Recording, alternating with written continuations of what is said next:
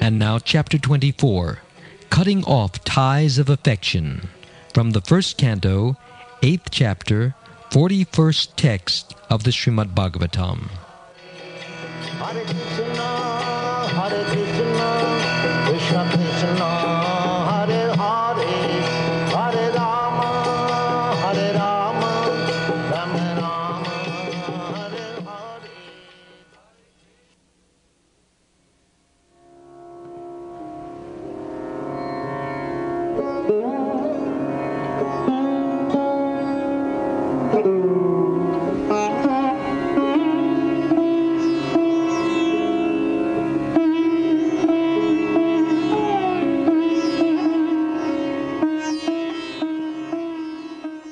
Ata Vishvesha Vishvatman Vishvamurte Svakeshu me Sneha Pasham Imam Chindi Dridham Pandushu Vrishnishu. Translation. O Lord of the universe, Soul of the universe, O Personality of the form of the universe, please, therefore, sever my tie of affection for my kinsmen, the Pandavas and the Vrishnis.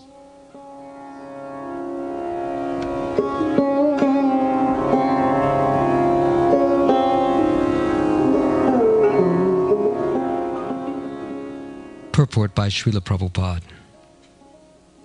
A pure devotee of the Lord is ashamed to ask anything in self-interest from the Lord.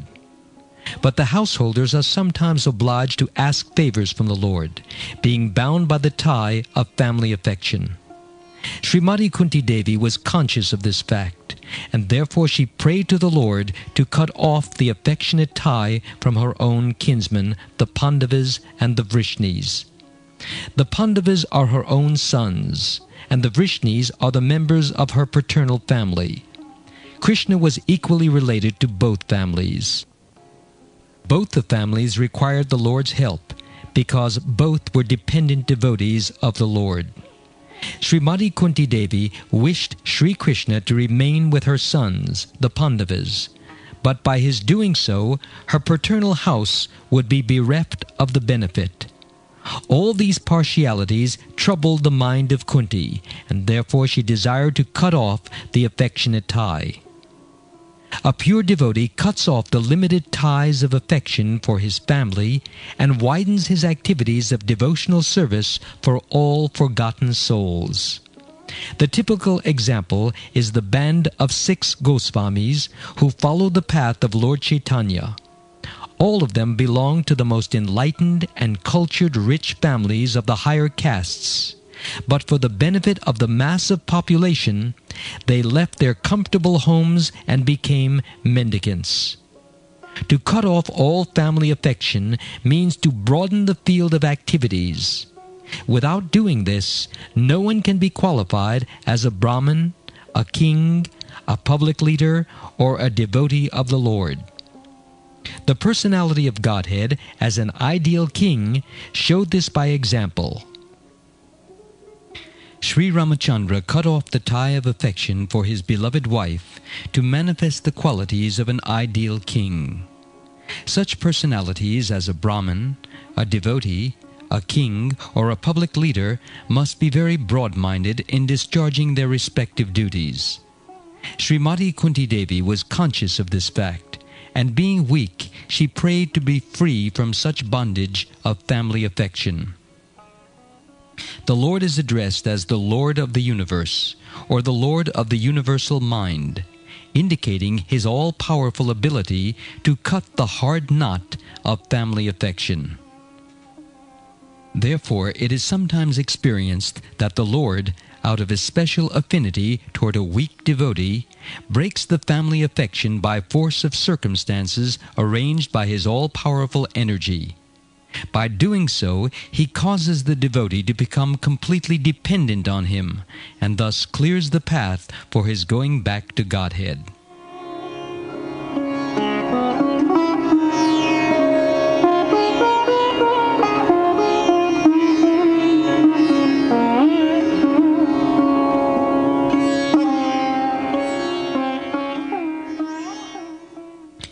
Kunti was the daughter of the Vrishni family and the wife and mother of the Pandava family.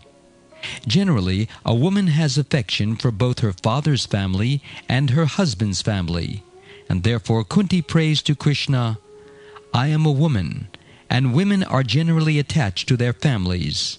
So kindly cut off my attachment, so that I may be thoroughly attached to you. Without you, both families are zero. I am falsely attached to these families, but my real purpose in life is to be attached to you." This is bhakti. Bhakti involves becoming free from the attachments of this material world and becoming attached instead to Krishna. One cannot become unattached, for one must be attached to something. But in order to become attached to Krishna, or enter into the devotional service of the Lord, one has to become detached from material affection. People ordinarily go to Krishna to maintain their attachment to this material world.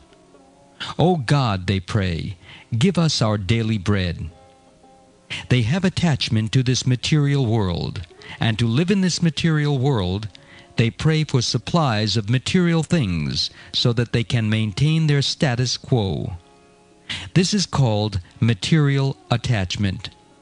Although in one sense, of course, it is good that people go to God to secure their material position, that is not actually desirable.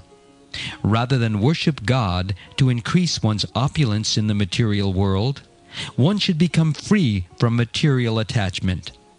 For bhakti yoga, therefore, we should be detached. Our suffering is due to our attachment. Because we are materially attached, we desire so many material things, and therefore Krishna gives us the opportunity to enjoy whatever material facilities we want. Of course, one must deserve these facilities. First deserve, then desire. Suppose I want to become a king. I must have pious activities behind me so that I can become king. Krishna can give us whatever we want, even mukti, liberation. But bhakti is a special consideration, because when he gives someone bhakti, he becomes purchased by the bhakta and becomes a tool in the hands of the bhakta, even though he is the supreme powerful. Radharani, the symbol of the topmost bhakti, is so powerful that she has purchased Krishna. Therefore, Vaishnavas take shelter of the lotus feet of Radharani, for if she recommends, "Oh, here is a nice devotee," Krishna must accept him.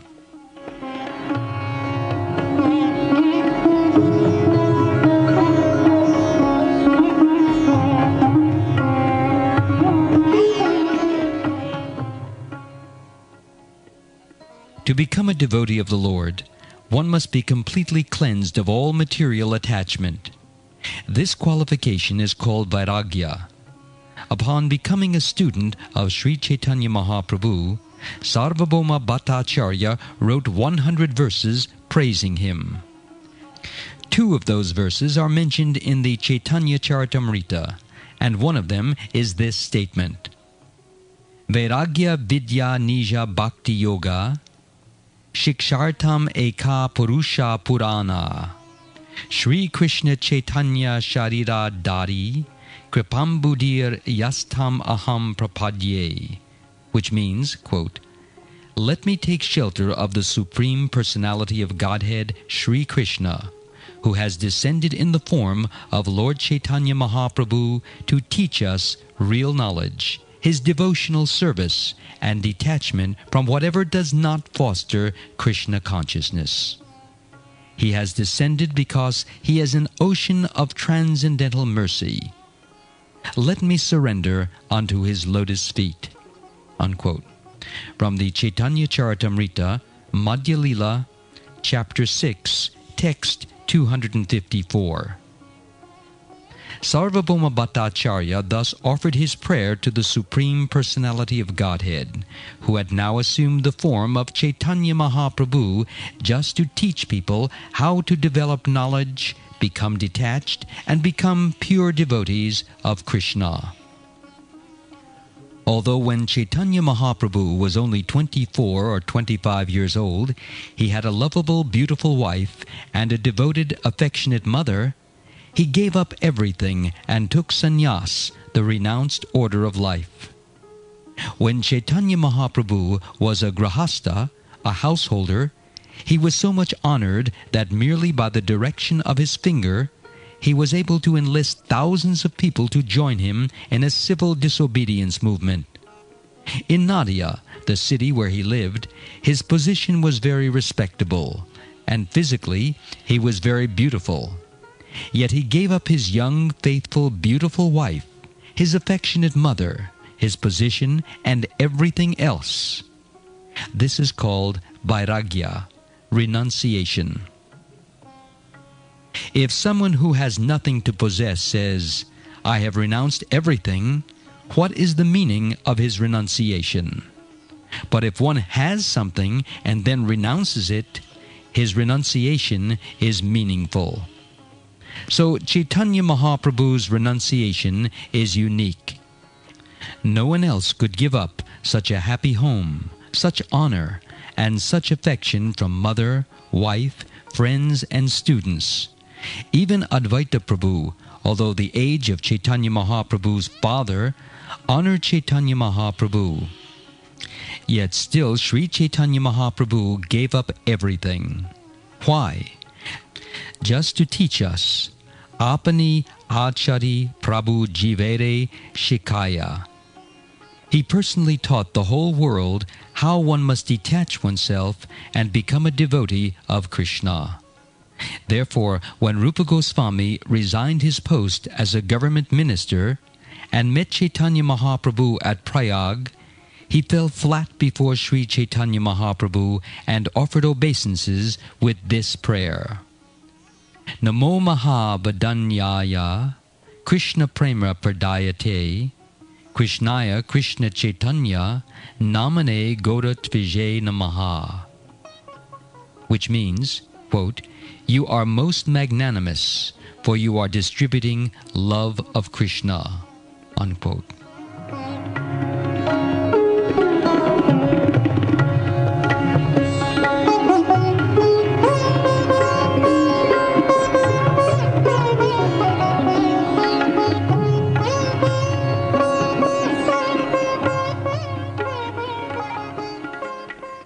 Love of Krishna is not an easy thing to obtain, because by this love one can purchase Krishna. But Chaitanya Mahaprabhu distributed this love of Krishna to anyone and everyone, even to the two drunkards, Jagai and Madai.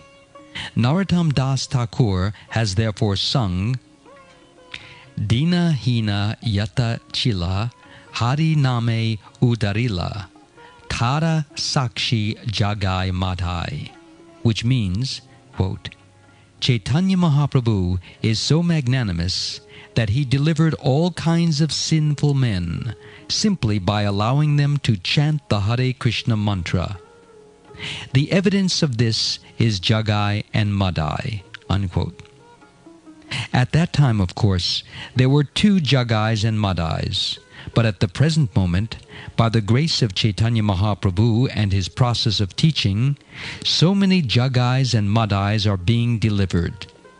If Chaitanya Mahaprabhu is pleased, he can give Krishna Prema, love of Krishna, to anyone, regardless of that person's qualification. If a person is giving charity, he can select anyone to take it. Without the mercy of Chaitanya Mahaprabhu, understanding Krishna is very, very difficult.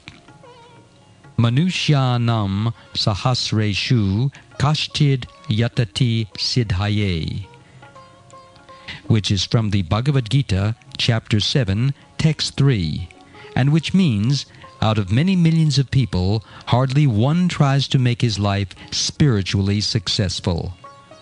People simply work like animals, not knowing how to make a success of human life. One's human life is successful when one understands Krishna. Otherwise, one remains an animal. Anyone who is not Krishna conscious, who does not know who Krishna is no better than an animal. But Chaitanya Mahaprabhu gave this concession to the fallen souls of this age, quote, "Simply chant the Hare Krishna Maha Mantra, and you will be delivered," unquote. This is Chaitanya Mahaprabhu's special concession. Kirtanad eva Krishnasya mukta sangha param vrajet. From the Srimad Bhagavatam, Canto 12, Chapter 3, Text 51. Now, Kunti was not an ordinary devotee. She had become one of the relatives of Krishna, and therefore Krishna had come to offer her respects. But still she said, "Krishna, I have become attached to two families, my father's family and my husband's family. Kindly help me become detached from these families." Thus she illustrated that one must become detached from society, friendship, and love, all of which will otherwise entangle us.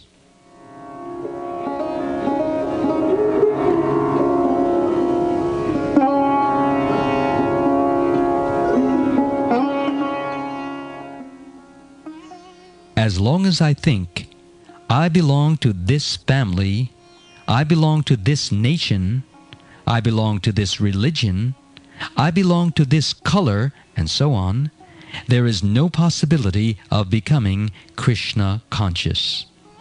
As long as one thinks that one is American, Indian, or African, that one belongs to this family or that family, or that one is the father, mother, husband, or wife of this or that person, one is attached to material designations. I am spirit soul, and all these attachments belong to the body, but I am not this body. This is the essence of understanding. If I am not this body, then whose father or whose mother am I? The Supreme Father and Mother is Krishna. We are simply playing the parts of father, mother, sister, or brother, as if on stage. Maya, the material nature, is causing us to dance, telling us, "You are a member of this family and a member of this nation." Thus we are dancing like monkeys. In the Bhagavad Gita, Chapter 3, Text 27, it is said, "Prakrite kriyamanani gunai karmani sarvashaha ahankara vimudatma kartaham iti manyate." This verse indicates that because the living entity has associated with a certain quality of nature, nature is making him dance according to that quality, and thus one is thinking, "I am this or I am that." This information provided in Bhagavad Gita is the basic principle of understanding, and it will give one freedom.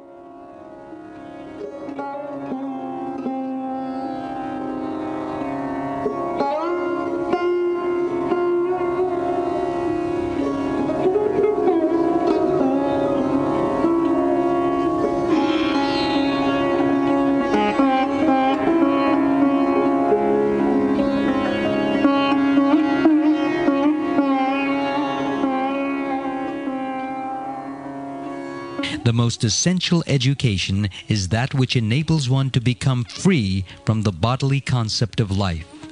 But unfortunately, scientists, philosophers, politicians, and other so-called leaders are misleading people so that they become more attached to the body. It is the human life that offers the opportunity to become Krishna conscious.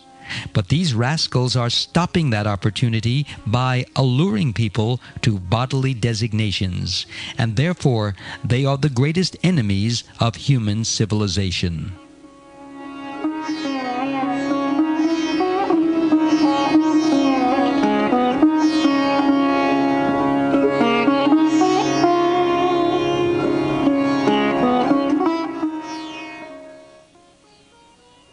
One attains a human body after evolving through 8,400,000 life forms, from aquatics to plants, and then to trees, insects, birds, beasts, and so on. Now, people do not know what is the next step in evolution, but that is explained in Bhagavad Gita, chapter 9, text 25. Yanti Deva Vrata Devan. As the next step in evolution, one may, if one desires, go to a higher planetary system. Although every night people see so many planets and stars, they do not know what these higher planetary systems are. But from the Shastra, the Vedic literature, we can understand that on these higher planetary systems, material comforts are available that are many, many times greater than those on this planet. On this planet, we may live for at most 100 years. But on the higher planetary systems, one can live for a lifetime we cannot even calculate. For example, the lifetime of Brahma, who lives on the highest planet, is stated in Bhagavad Gita, chapter 8, text 17, Sahasra Yuga Paryantam Ahar Yad Brahmano Vidhu. We cannot calculate even 12 hours of Brahma with our mathematical figures, but even Brahma has to die. Even though one may have a long duration of life, no one can live permanently in this material world. Nonetheless, if one prepares oneself, one may go to the higher planetary systems, or similarly, one may go to the Pitralokas. There, one may meet one's forefathers, if they have been eligible to go there. Similarly, if one desires, one may also remain here on earth. Or Yanti Mad Yajino Pimam. If one becomes a devotee of Krishna, one can go to him. One may go to hell, one may go to heaven, or one may go back home, back to Godhead, as one likes. Therefore, an intelligent person should think, if I have to prepare for my next life, why not prepare to go back home, back to Godhead? One's present body will be finished, and then one will have to accept another body. What kind of body one will accept is stated in Bhagavad Gita, chapter 14, text 18. Urdvam gachanti sattva staha. Those who are in the mode of goodness, avoiding the four principles of sinful life, will live their next life on a higher planetary system. Even if one does not become a pure devotee of the Lord, if one follows the regulative principles for avoiding sinful life, one will remain in goodness and get this opportunity. Human life is meant for this purpose. But if we waste our life just living like cats and dogs, eating, sleeping, mating, and defending, then we shall lose this opportunity. Rascals, however, do not know this. They do not believe that there is a next life. In Russia, a professor, Professor Kotovsky, told me, Swamiji, after this body is finished, everything is finished. He is a big professor, yet still he said that. Such men may pose as scientists and philosophers, but actually they have no knowledge, and they simply mislead others. This is our greatest source of grief, and therefore I have requested the members of the Krishna Consciousness Movement to challenge and defeat these rascals, who are misleading the entire human society. People should not think that the devotees of Krishna are mere sentimentalists. On the contrary, the devotees are the greatest philosophers and the greatest scientists.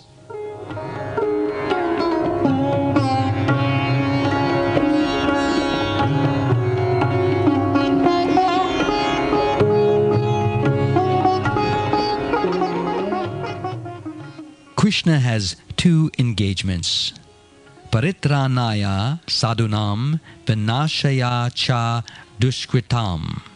Giving protection to the sadhus, the devotees, and killing the demons.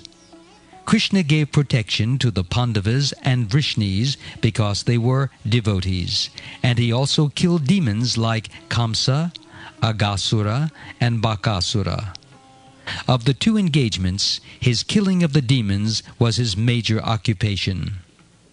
If we examine how much time he devoted to killing and how much time he devoted to protecting, we shall find that he devoted more time to killing. Similarly, those who are Krishna conscious should also kill, not by weapons, but by logic, by reasoning, and by education.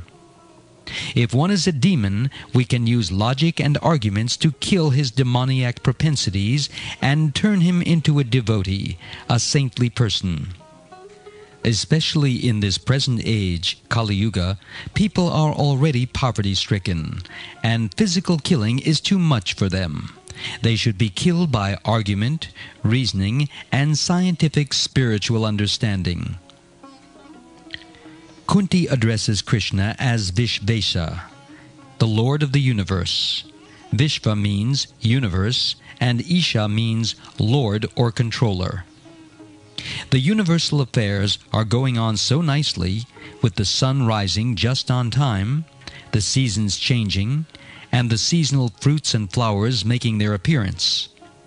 Thus there is no mismanagement. But how are these things going on so nicely if there is no controller? If we see any establishment going on very well, we immediately understand that the manager, director, or controller of the institution is expert. Similarly, if we see the universal affairs going on nicely, we must know that behind them is a good controller. And who is that controller? That controller is Krishna, as stated in Bhagavad Gita, Mayadhyakshena prakriti suyate sa characharam. Therefore Kunti addresses him as Vishvesha, the controller of the universe. People are interested only in pictures of Krishna embracing Radharani that depict the dealings of Radha and Krishna to be like those of ordinary boys and girls. They don't understand Krishna. Such obnoxious pictures should be avoided. Krishna is the supreme controller. Let there be a picture showing how Krishna is controlling the whole universe. That kind of picture is wanted, not these cheap pictures. Unless the living force is present within the body cannot move or work nicely. And similarly, within the universe, the cosmic manifestation, Krishna is present as the living force, Kshirodakashayi Vishnu, or Paramatma. Therefore, Kunti addresses Krishna as Vishvatma, the soul of the universe. Rascals do not know how this world is moving and how this universe is acting, and therefore they should learn from Srimad Bhagavatam.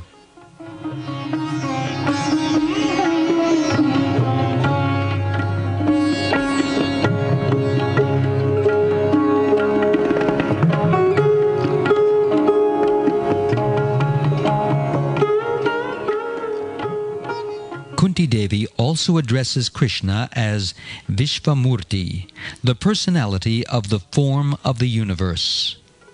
When Arjuna wanted to see Krishna's universal form, Krishna immediately manifested it. This is another of Krishna's opulences, or Vibhuti. The original form of the Lord, however, is Krishna with two hands playing on the flute.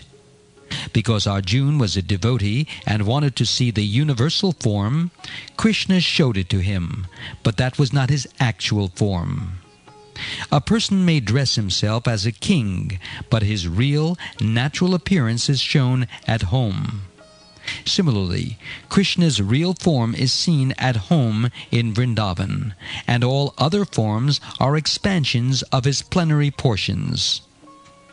As stated in the Brahma Samhita, Advaitam Achyutam Anadim Ananta Rupam. He can expand himself in millions and millions of forms, Ananta Rupam, but he is one, Advaita, and he is infallible, Achyuta. His real form, however, is the Dvibhuja Murali Dhara, the form with two hands holding a flute. Therefore Kunti Devi says, "You have your universal form, but the form in which you are standing before me is your real form." Kunti Devi prays, "Please sever my tie of affection for my kinsman." We are thinking, this is my own, that is my own. But this is moha, illusion. Janasya moho yam aham mameti. How does this illusion come into existence? It begins with the natural attraction between man and woman. A male seeks a female, and a female seeks a male. This is true not only in human society, but also in bird society, beast society, and so on. This is the beginning of material attachment. When a man finds a woman and they unite, this attachment becomes even more firmly established. Tayor mito hridaya grantim ahu. Now, after the attachment increases to some degree, the man and woman look for an apartment in which to live together, and then, of course, the man needs to earn money.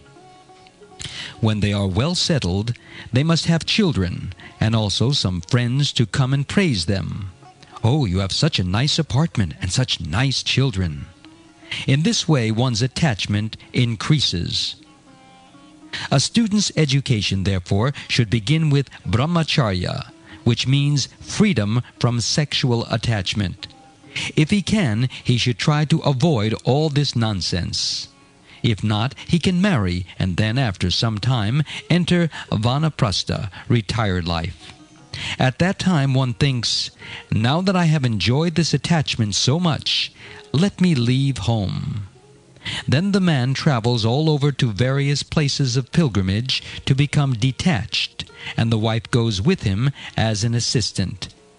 After 2 or 3 months, he again comes home to see that his children are doing nicely, and then again goes away. This is the beginning of detachment. When the detachment is complete, the man tells his wife, "Now go live with your children, and I shall take sannyas, the renounced order of life." This is final detachment. The whole Vedic way of life is meant for detachment, and therefore Kunti prays, "Kindly help detach me from this family attraction." This is Kunti Devi's instruction.